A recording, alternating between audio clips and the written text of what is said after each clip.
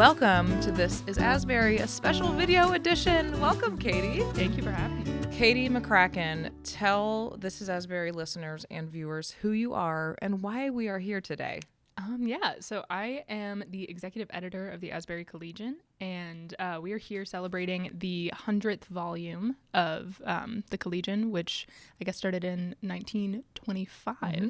Yep. So we're celebrating its anniversary. 100 years of the Collegian. That's really cool. So you are the editor this year. Mm-hmm. Tell me about how you got into that role. You've worked for the Collegian before this year. Mm-hmm. This year you're the boss. Yep. So when did you get involved and why? I was recommended for the position of opinion editor. I'm an English major, and that's frequently a position that goes to English majors. Mm-hmm. So I was recommended for the position, and then I was really happy. I plan on just continuing to be opinion editor. But a previous editor talked to me and started hinting about, like, have you considered leadership? Have you considered other positions? Yeah. I had not. So it was very surprising. And then, it just kind of brought me into the world of journalism in a much bigger way. Yeah. So I did not campaign for the position. Okay. I was offered the position my junior year, the second semester of my junior year. So, yeah. And you have a little bit of a history, too. You said before we started recording that you have some family members who were involved with the Collegian when they were here. Yeah, so they weren't involved with the Collegian. Okay. The readership was very high, and so they have fond memories of the Collegian. Both my grandparents and my parents attended Asbury, and so they have a lot of memories of what the Collegian was like at their time, and they'll like to bring that up to me at family dinners. What kinds of things have they told you about the Collegian? So it used to be a place of a bit of gossip. Really? It used to be apparently, like, whether it wasn't anything like overly scandalous, but it used to be a place where professors would get into tiffs or arguments via letters that were then through the Collegian published. Published so people could read them. And sometimes it was like campus issues. Apparently sometimes it was just theological arguments, like the theology department to debate, and then they thought their debates were just so good that they published them. Right. So, just public discourse, a place. Well, I want to just share a few fun things about college newspapers. So do you know where the oldest college newspaper is? Do you know what college? Just throw out a guess. I'm gonna guess. Oldest college paper? Newspaper, yes. Okay. College newspaper. Not just in America? In the U.S. In the U.S. Okay. Good question. I mean, it's Dartmouth. It is? Yes. Okay. I was like, because I was trying to think of what the oldest college was. So I was like, it's got to be somewhere in New England. Dartmouth. And so it was founded in 1799, but the oldest continuously running, newspaper is the Simpsonian at Simpson College in Iowa. Interesting. Continuously published since 1870. 1870. So they've got a couple years on us. 55. Right. It's no big deal. But 100 years is still impressive. I'll take it. Yeah. Especially for such a small university. Yes. It's a big win for us. Exactly. Yeah, we had a lot of fun digging up some old stories from previous issues. So I got down into the archives and, I had to think about what I was going to wear today for this interview. So I went back to 1970 and I found an article, 1971, and Carrie Lee said, another fashion which has become popular this fall is the blazer. So I had to bust out my blazer. I'm not 1970, on brand, but 2024. It's not that different. And then flared slacks with jackets. Also, this is the year of flared slacks for me. It is. They come back. Everything comes back around. So today, polyester is a plunge of saucy, playful drape that will never lose its bounce. Hold on. I know. It's great. Oh, I know flannel is also popular. A lot of the jackets people wear, flannel, shirt, jacket, right? Yeah. Flannel and blanket plaids make the scene giving a warm touch to winter. So there you go. Get out your flannel. I just thought that was perfect time as fun. It's getting into the I noticed that fashion advice was a popular theme in the Collegian throughout the generations. Yes. So, and then there were some fantastic ads from the 20s, from 1925 for like amazing, elegant. They were very elegant back then. Some women's clothing and men's clothing. I got to find one of them. But that was a popular. Oh, this one was an ad for clothing, and then someone practiced their long division on it. Look, Oh, and it's in the archives. it's in the Oh, archives. that's so funny. Doing math problems on their suit advertisement. I loved that. I want to find out who I that loved was. it. I know Yeah. someone. Well, I didn't because- check to see if they did it right. It's hard to read. I don't remember when the dress code changed as far as like suits. I remember women were allowed to wear pants in 1991. Really, And it Okay. was because of, apparently, according to my mother, it was because it was such an abnormally cold winter okay that they were had like, to let women wear please slacks. wear pants. And We're cold. at first it was upon announcement in the GC, over the GC intercom, they would Okay. announce Wow. of, okay, you're allowed to wear slacks today because of the temperature. That's So it cool. wasn't every day, but it was Yeah. some days. And then I think it was the next semester that they loosened a little bit, and then they had to give, so women They're could wear like, slacks. The girls are freezing. Not jeans.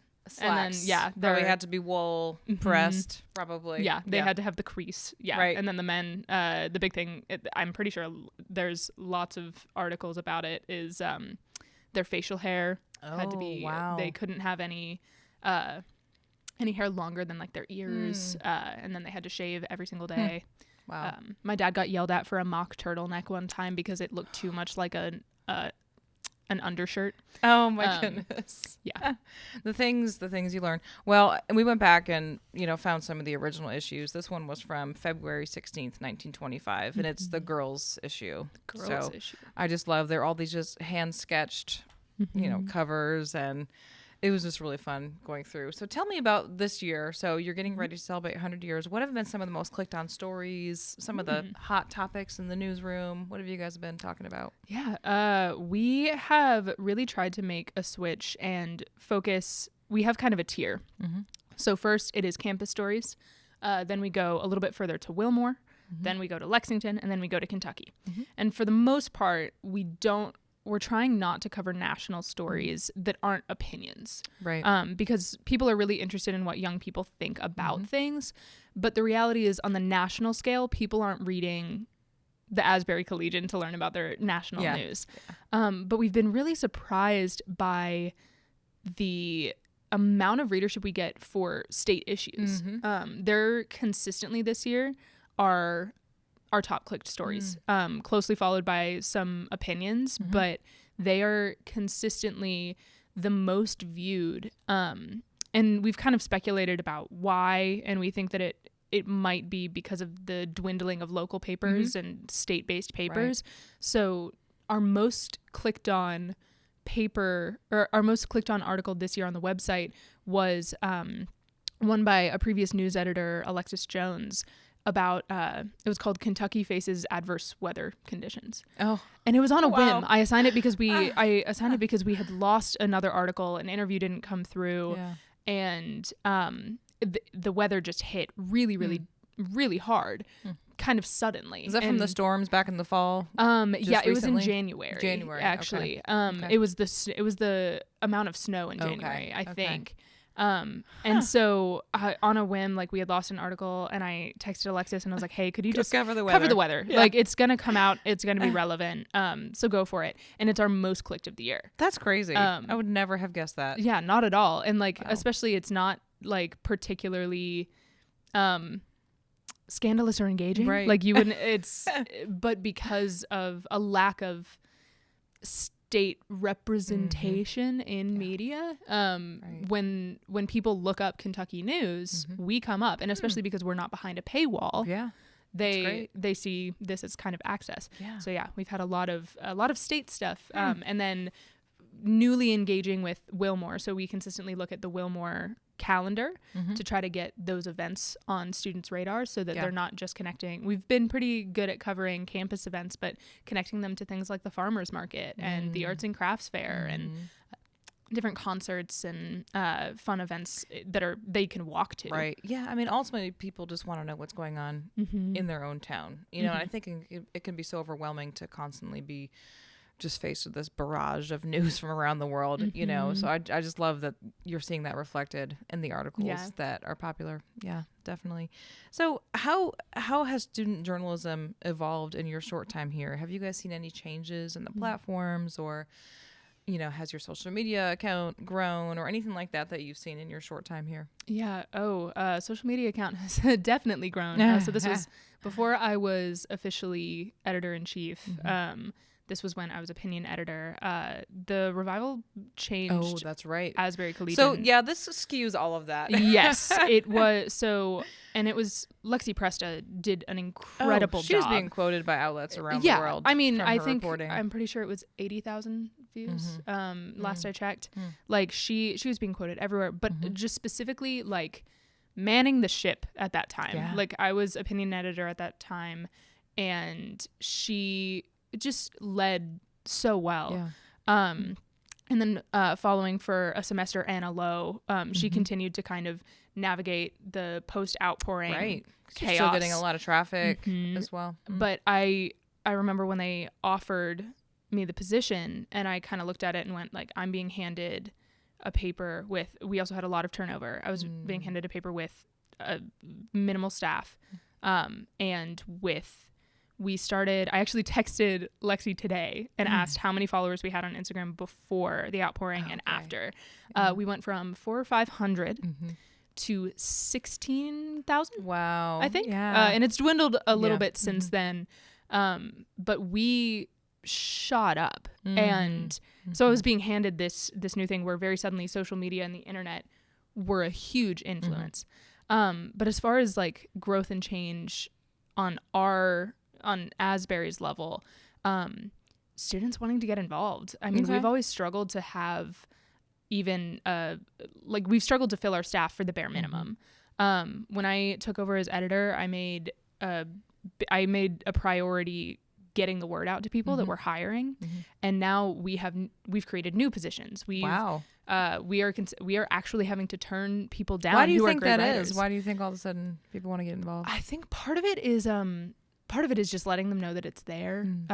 We really spent a good amount of time just saying like we want students to write about student issues. Yeah. So we spent a good amount of time in that kind of advertising. But I also think with the growth of the population, with the sudden recognition that Asbury matters to people, right? I think. I think no matter what people's personal thoughts and feelings were about the outpouring, there's kind of a recognition of Asbury matters on a scale that we didn't really think it did. And I think just like learning that it's such a great opportunity to, whether you're planning on going into journalism specifically, to learn job skills of deadlines and writing and making your writing stronger, which is so helpful for any profession. And it's getting to the point where I'm having to tell my staff, like, you're already doing multiple articles this week. Right. Don't take another one on. But they're excited. And we've actually had to lengthen our paper. Really? To be able to publish all of the things that people want to write. That's awesome. And that's just been incredibly encouraging to see. And it also makes my job so much easier because we have good writers who are really engaged and excited to write. Oh, I love reading it. You've got some in front of you here. What are these? Okay, so I pulled some. We discovered the beauty of a dark photo on the cover. Okay. Well, for some reason, for years we didn't. And we were told, like, don't do dark photos. I have no idea why. We just enjoy that they look just a little richer. A little bit richer. They just kind of draw the attention. We even have like darker photos on the back sometimes.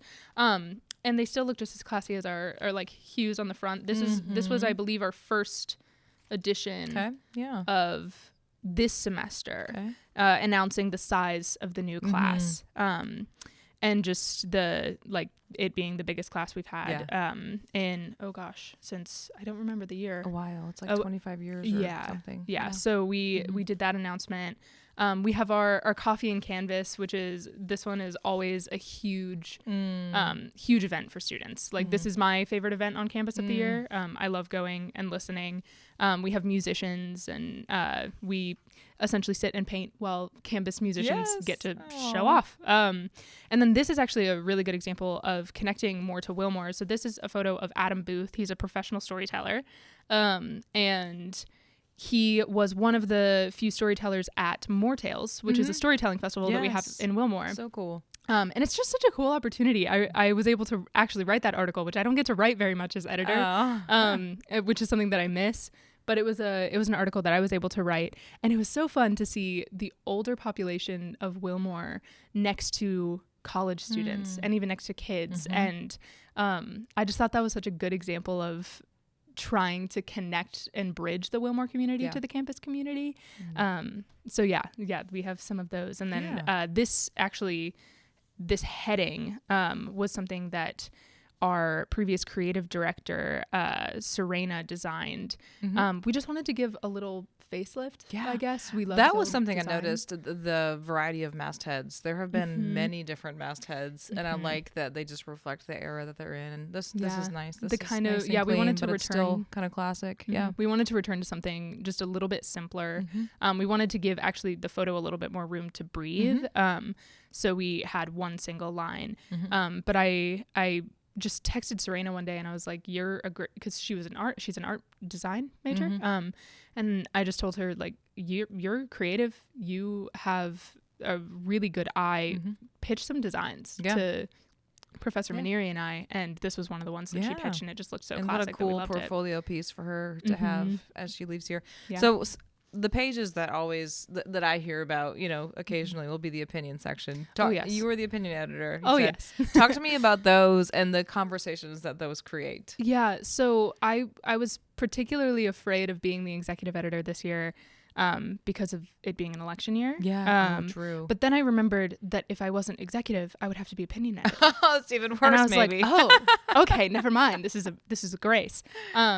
So I think that the opinions have been a bit more political this semester just because of the nature of what's happening in the world. But it's interesting that those aren't necessarily the ones that get the most response.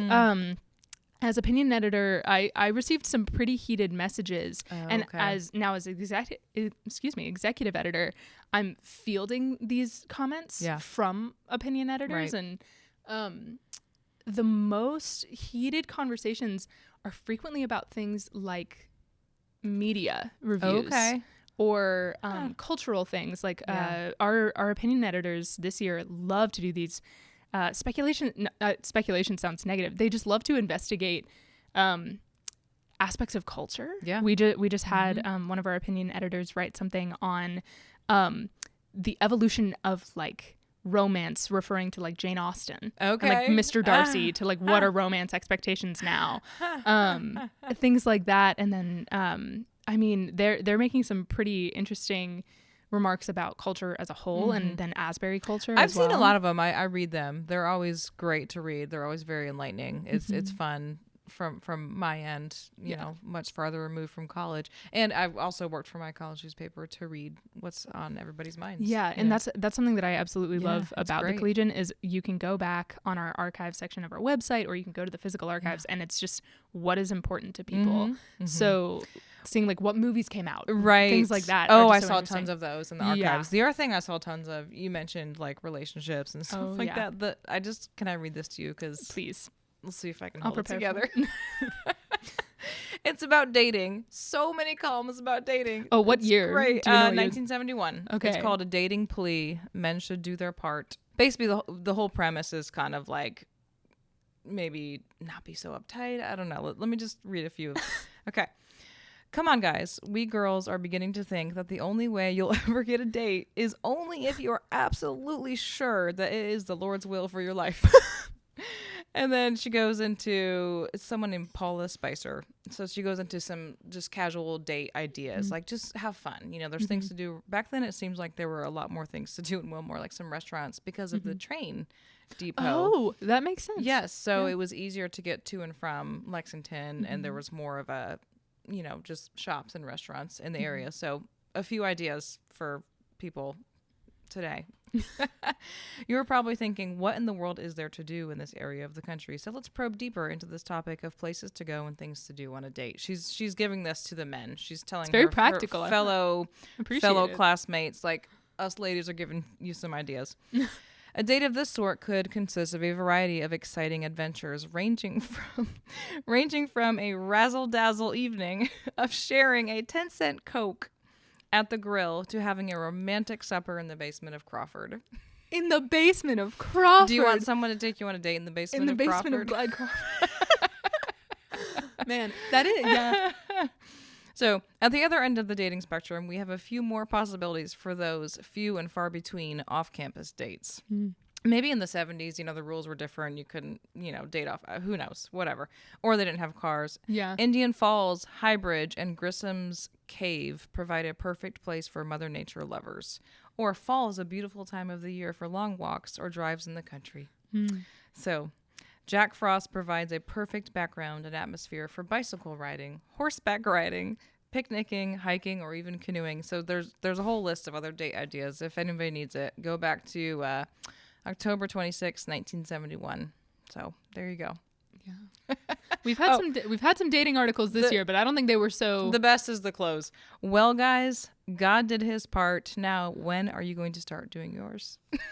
Oh my goodness. And then from 1925, these little editorials, they called them personal columns. And they're just short little paragraphs.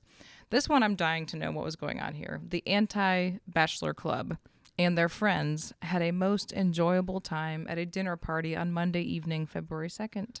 They seemed to be carrying out the idea inferred from their name to an astonishing degree.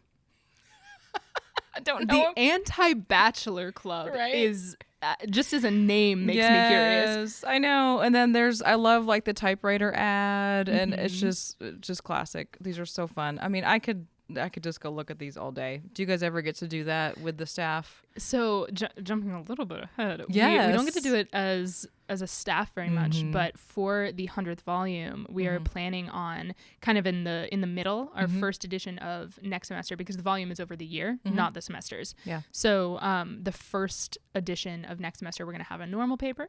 Okay. And we are also going to have an anniversary edition. Oh, great. Where we get to highlight a lot of these kind of different funny aspects of Asbury's history. We're gonna print some serious ones as well, just some key moments of Asbury's history.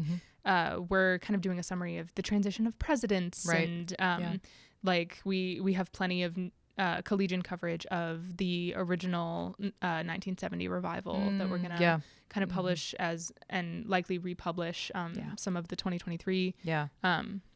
So we will be hopefully sharing these bits of humor with the world or the campus now, because it's hard to make it down to the archives. Right. It's fun. And for some of these, I'm dying to go back and look at the history and think, what was going on? Like this one, the comic section had one that says, "Where has all the green grass gone?" And it says, "Keep off the mud. Grass stompers, get out." So, like, what was going on? Were they building something in 1972 where there's a lot of construction? It just made me laugh.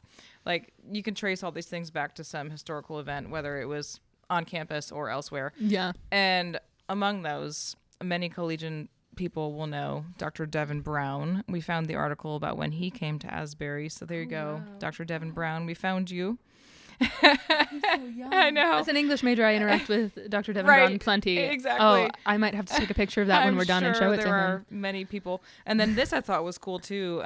In 2010, they introduced the Collegian's website on the masthead of the paper. So it's just neat. It's just such a little time capsule. Yeah, and I love the way even our website has changed and we've navigated that, and now we finally have a really convenient archive section of our website page that you can actually go back and look at the articles online as well. I think as early as 2013. I'm not sure what happened to the articles between 2010 and 2013. I guess they probably switched like who their host was or something, but you can go back as early as 2013 to see all of the articles. Yes.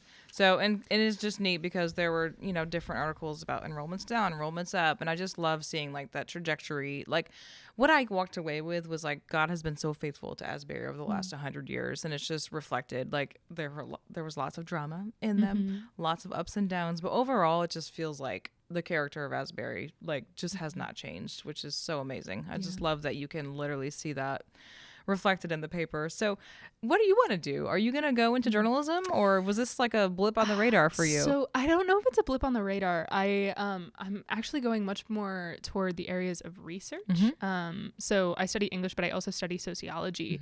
And I think this actually solidified my interest in sociology, seeing how people collect over things. But I'm hugely interested in making academic research more accessible for everyday people, everyday readers. And my experience here has been monumental in that. And I've carried that with me even as I've gotten research internships and done all these things. I don't know if I'm done with journalism. I will say I've had some experiences in DC now. I've like, this has given me so many different opportunities and experiences, and I do love it. I love the order of it. I love I love how much it puts me in touch with the community. I know we had a journalist from the Kentucky Lantern on campus, and she loved to talk about just how working for newspapers has made her so much more engaged in her community because she has to be. Right. And I just find that I find that to be true on a campus level, but just in general, I have to read more news. I have to read more opinions, and it forces me to be engaged on a very personal level with people around me, but also on a larger scale. So I don't know if I'm done with journalism. It's not necessarily the career goal, but I definitely have absolutely loved my time with the Collegian, and I don't know if I'm completely done with the world yet. Did you know it was the 100th anniversary when you came in? So this is a story. So I was told that I noticed that last year because I noticed that it was the 99th, and I was like, I'm going to be editor during the 100th. I forgot. And people the problem with being in a position of leadership is sometimes people think you know what's happening and you don't. So people assumed that I knew and had the thought of like, we're going to do something, right? And I was told by our business manager that it was the 100th volume the day after our first edition came out. Oh, okay. So hence why we are pushing it to the first edition of January of next semester. So I think I had it was a blip on my radar. Maybe that was better, so you didn't feel the pressure all year. Yeah, and now it's more fun. So we're like looking at old things. My mom gave me a giant thing of all of these old papers that she had. She actually gave me the letter of Dr. Kinlaw announcing that women could wear pants. Whoa. She saved it. That's great. We have an ongoing joke that along with our anniversary edition, we want to do some Asbury and Collegian merch that we're going to release in January. I'll have to get some that will go to fundraising for the Collegian. What have you been able to learn in that process? I think just the prevalence of multimedia journalism. I love the writing side. I was able to be involved in the election broadcast. That was amazing. You guys did a great job. Yeah, I was so impressed by that entire team. But really, as we are trying to preserve the written word, we also have to recognize how journalism is evolving, and it's not just papers anymore. And I don't think that means we have to get rid of papers. In fact, especially on Asbury's level, the physical paper is so important because students don't necessarily go to the website, but they do absolutely pick up the paper when it's around. And they're on screens all day already, so it's so nice to have a break from screens. And I've thrown out the idea of going solely online to a few folks, and every single time they have a visceral no reaction. So, we can preserve this, but we also have to recognize that journalism is multimedia. Yes. So having these tools, I think, is also hugely important for students who are planning on going into the world of journalism to have the level of equipment that they're going to be using. So we make Asbury students really impressive. And I mean, we know from some of the local and state stations that get our alums, they love Asbury students because we come prepared. They always tell me. And so I think that is that's great with all of these resources, and all of the funding that goes toward this isn't frivolous at all. It really helps equip students to be the most prepared that they can be as they head into the workforce. Oh, definitely. Because you just have to be, in my role in strategic communications, just to have a student, we have so many student workers who are amazing, and then our staff as well. You really do need to be able to do a little bit of everything. So everybody knows that if you work in this office, like, you really do need to cultivate kind of multiple skills just to be able to thrive these days. But it all starts with good writing, though, being a good writer. In fact, you were on earlier this year talking about AI, and you were just like, don't stop talking about it. I hate it. I just have to ask, have you all adopted any type of AI with the Collegian? No. Good for you. Yeah, wow. With the writing process, no. Okay. I will say there is I'm a little bit of I need to put aside some of my gripes about this. Right. There is a world for like using AI on our website as kind of marketing, SEO. There's a lot of potential tools. Yeah. We haven't explored that yet. Yeah. But as far as the writing and editing process, we are really passionate about doing that with us. I could get rid of my copy editors and make it AI if I wanted to. But I like my copy editor. I like paying people, and I like giving them the ability to. Well, and they do a better job. And you don't lose some of the life of it, I think. And I think when you have so many different writers who have such different styles, the copy editors being able to kind of navigate, like being able to hold their styles while just being like, okay, sorry, kill the Oxford comma, like you're not allowed to do that, which is that's hard for me. I get at least one Oxford comma note on every single article I write. That's funny. So that's funny. But we've been a little bit hesitant to adopt it in the writing or editing process. Right. Well, and you can't replace that human touch, of course, and which brings me back to an issue from 2010. I just find these so funny because it just shows you, culturally where they were compared to how we are now. So again, with the fashion advice, I don't know why these made me laugh so much, but this writer said, "Don't wear socks with sandals. Just don't do it. I repeat, do not wear socks with sandals." Do I need to say it again? Don't wear socks with sandals. So AI or ChatGPT would have taken that and just condensed it. Oh yeah, to one. And it would not have been nearly as funny. No, not at all. If you feel like your feet will be cold and that's why you want to wear socks, you probably shouldn't be wearing sandals. In the first place. She has a point. She does have a point. I just keep getting interested in like what articles people are writing now that people are going to look at. Like I remember my freshman year, it was actually before I was on staff. We came out with a Ring by Spring article. If you're not familiar with the phrase Ring by Spring, it's common in Christian colleges. Yes. The goal is ring by the spring of your senior year. We have had many an article about aspects of that. I bet. So I'm interested to see in 25 years if someone digs that out and they're like, man. I'm sure. Yes, and a couple more I've got to show you. Sorry, while we're sitting here. We need to bring back comics is what we need to do. You need to bring back comics. I need to, if any artists want to volunteer. There are some great comics, like the What Happened to the Grass one. It's true. Now I'm just really desperate to know what was going on in 1972. I'm going to have to look that up. But another one, this one I love. Again, it just shows you culturally like where Asbury was and where we are now. Talking about the rules, and this person was saying it could be so much worse. The rules used to be so much stricter, as your mom can attest to, because she was able to start wearing pants partway through her college. Well, here's one of them. According to the handbook of 1926 to 27, quote, "Running, screaming, or other boisterous conduct is forbidden in all places and at all times, as it is unladylike and unchristian." So don't scream. Also, don't run. No running.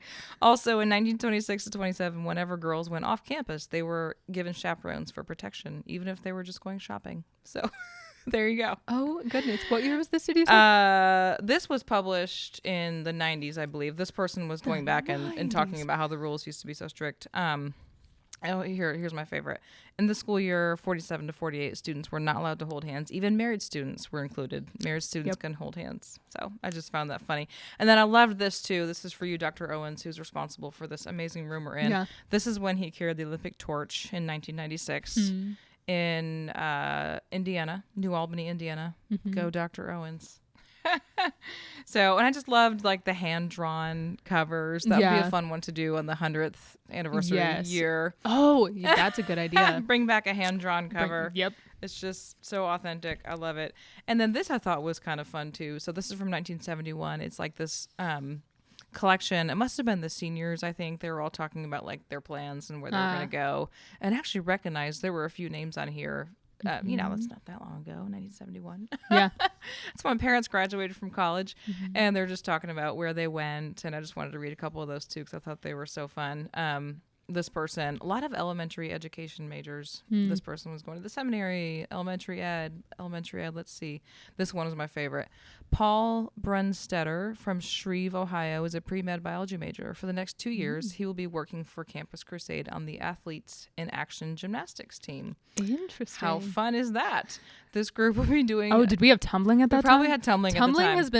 Tumbling has been a theme in all of the legions. I think it's coming up. It's consistent. Yeah, I think they're coming up in like 60 years or so, something like that. Yeah. So I love that person was going to go work on the gymnastics team for Athletes in Action. Just so neat. So, and then shout out to David Ditto, chemistry major. He was entering Asbury Seminary in the fall, and yeah, the Dittos are still That's around. a good idea. I might have to bring that back. Yeah, bring it back because in 100 years, someone will read it and be like, "Where'd that person?" And well, that wasn't 100 years, but yeah. The problem is seniors kind of right now look at the future with like terror. So it's if you want to submit what they would be like, you're I don't know on what doing, I want to do. I'm having an existential crisis about it as we speak. Oh no. See, even that would be a valuable time capsule because that would tell you about the state of affairs right now for college seniors.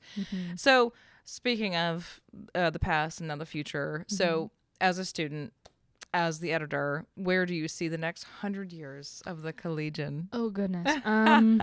Lord willing, we're still doing this in 100 years. As much work as I have continued to put in on the website and our web and social media manager have continued to put in, I pray that paper is protected. I don't necessarily think... I'm a little bit too much of a realist to think that this could happen on a larger scale. But like I was saying earlier, students pick it up when it's around and they're more likely to read it when it's just in front of them.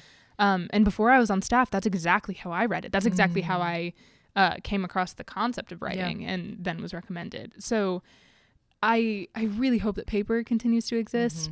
I think with the school that has so much going on like Asbury, small schools tend to have a lot of campus involvement. Yes. I really hope that it continues to just be a place where you're able to see what's happening. But I think legacy is a huge aspect of why print is also great. Just because you can go to the archives and look at all of these things. So you can see the long division on the ads. I hope he did well on his homework or exam. I don't know. I haven't checked his math, so I can't tell. But I just think that it is such a physical representation of Asbury across the years. And then even it's fun to go back and see people who work at Asbury now when they were students. Yes. And go, or like people who even wrote for the paper who are now just Asbury faculty. Yeah. I think it's such a good demonstration of the ongoing work of Asbury. Yeah. And I think that that's so cool. I'm interested to see if we bring the gossip back. Yeah. It gossip, was pitched, the comics. Yeah. A gossip column was pitched to me. I'm working on how to do it. We're a little bit more, I don't know, we've become a little bit more wary of those things. I think maybe because of online culture, like we're nervous about that being overly scandalous. So maybe keep this pure. Nobody wants to get canceled or anything. But maybe some fashion advice. Maybe fashion advice is a good intro to that. I took it for this show today. Yeah, we used to do fashion highlights on campus. Like if someone thought someone was particularly fashionable, we would get photos of them and do like a feature on them. That was recently. It was my freshman year. That wasn't. Yes, I remember seeing those. Yeah, I think that I might want to bring those back too before I graduate. I think that'd be fun because we'll have something to look at in a couple years. And don't you want to be known as like your campus fashionista in like 50 years? Yeah. Yes. Well, thank you so much, Kaity. And everyone just needs to check out probably your website with the Asbury Collegian. Yes, the AsburyCollegian.com. Yeah. Check out the 100th anniversary swag, the special content. To learn more about Asbury University, visit asbury.edu.